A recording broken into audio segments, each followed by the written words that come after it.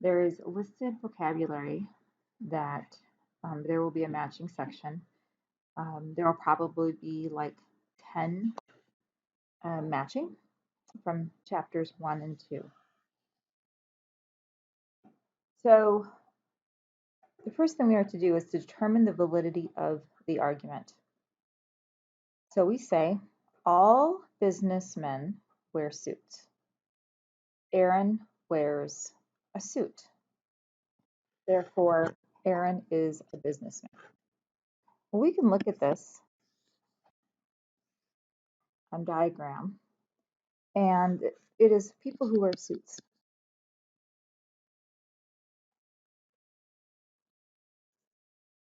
So we can have in here businessmen, because all businessmen wear suits. But it doesn't mean that Aaron is a businessman, because Aaron can actually be out here and wearing a suit. Maybe he's a teacher, and some teachers wear suits. So this is not a valid argument. Number 2, not all cars are considered sporty. Not all cars are safe at high speeds. Therefore, sports cars are safe at high speeds. So we're going to take a look at another diagram, and here's a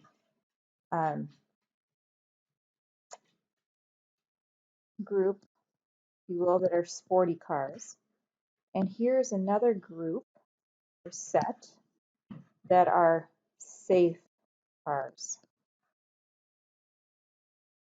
So not all cars are sporty. There's lots of cars out here that are not sporty. Not all cars are safe at high speeds. So not all cars are safe. So this is the safe cars are in the bubble. These are the not safe cars would be outside the bubble. Therefore, sports cars are safe at high speeds. Now there is a small section in here which we could say sports cars safe at high speeds, but look at out here. Safe cars that are not sporty. So this again is not a valid argument. Number 3, determine if the following statements are logically equivalent and justify your answer using the truth tables.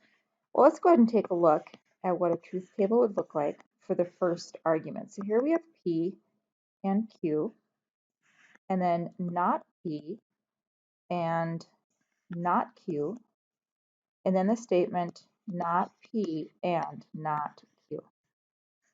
So we're going to have true, true, that means not P would be false, not Q would be false, and then false and false would be false. We can have true, we can have false, and we can have false, and we can have true, and then we would have false and true is again false. We can have true, false, excuse me, and true, which gives us true, and then false, and true and false, which gives us false, and finally false, false, which gives us true, true, and not true, and not P and not Q would give us a true. True and true is true. So let's take a look at the not P or Q table. So here's P, here's our Q. We're going to look at P or Q, and then not P or Q. So we'll start with true, true, P or Q is true, and not P or Q is false. We need to have the same truth tables going, truth values going across, so true and false. True or false is true, so not true is false. We'll have false or true. False or true is true, and not true is false. And finally, false, false, true or false, P or Q, false or false is false, and not false is true. So if you compare the two tables in the outcome, these two are logically equivalent.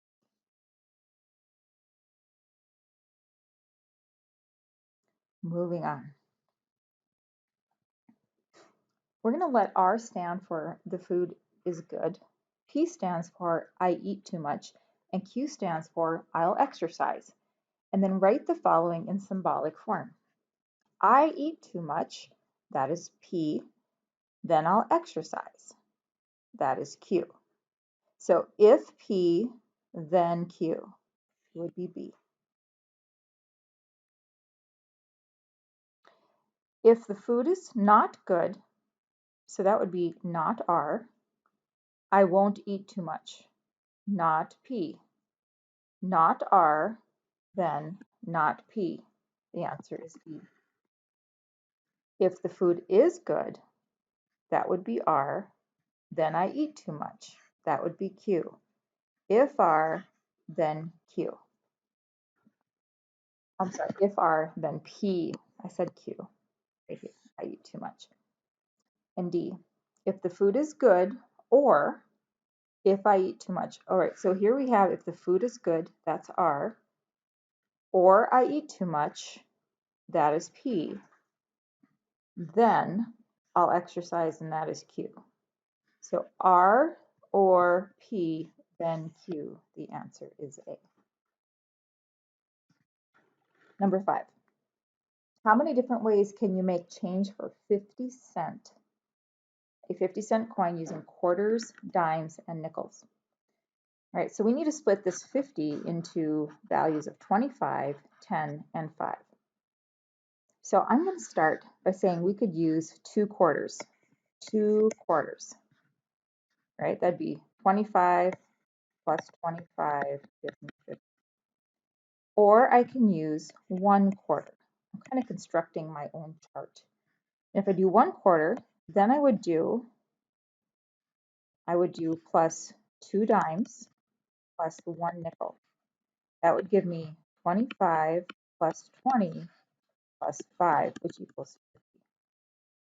I could do 1 quarter plus 1 dime plus 3 nickels. I could do 1 quarter plus 5 nickels. Now that is all the ways that I can make 50 cents using 1 quarter. Let's go ahead and finish using only dimes and nickels.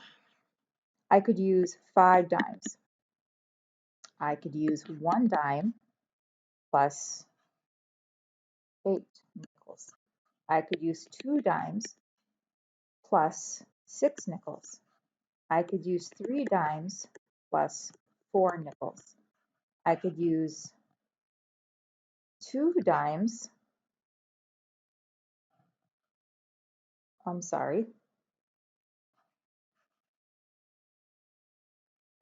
dimes plus 2 nickels. Or I can use 10 nickels. So if I count up the ways, 1, 2, 3, 4, 5, 6, 7, 8, 9, 10, there are 10 ways to make change for 50 cents using quarters, dimes, and nickels. Next example. A drink and a sandwich together cost $4.75. The sandwich costs $1.25 more than the drink. How much does the sandwich cost? Okay, so I have a drink, which I'm going to let be a D. I have a sandwich, so I'm going to have it's D plus $1.25 more. So I know that a drink plus $1.25, which is the price of the sandwich, costs $4.75. So if I take the $1.25 off of both sides, I get 2 D's be equal to $3.50. Or a drink costs $1.75. That means a sandwich costs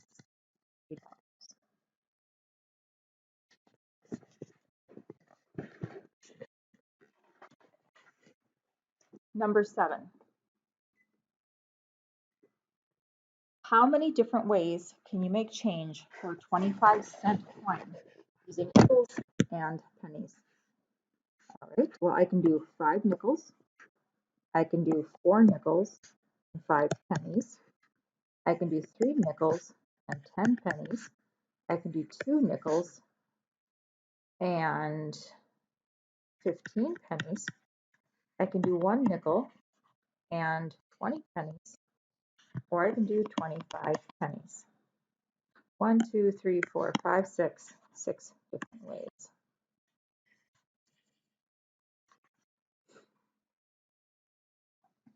Continuing. Number 8. Find the first 5 terms and the nth term of a sequence having a first term of -5 and a common difference of 7. So the common difference means that we will add 7 each term. So our first term is -5. If I add 7, I get 2. If I add 7, I get 9. If I add 7, I get 16. And if I add 7, I get 23. Now the nth term. If we are going to start our nth term, we're going to say this is a sub n. We're going to start with the -5, and we are going to multiply 7 times every, add 7 to every term. So that means when we had the second term, we added 1 7. When we had the third term, we added 2 7s. When I had the fourth term, I added 3 7s. So it's going to be 7 times n minus 1, or a sub n is equal to 7n minus 12 if you were to simplify. Number 9. Write the next 3 terms of each given sequence. State whether the sequence is arithmetic, geometric, or neither.